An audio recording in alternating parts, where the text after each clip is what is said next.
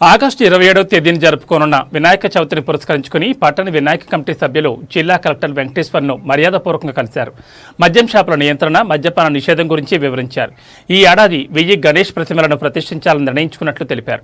5వ రోజు నిమజ్జనం చేయాలని, సంబంధిత ప్రదేశాల్లో లైటింగ్, బారికేడ్లు, బందోబస్తుకు ఏర్పాట్లు సహకరించాలన్నారు.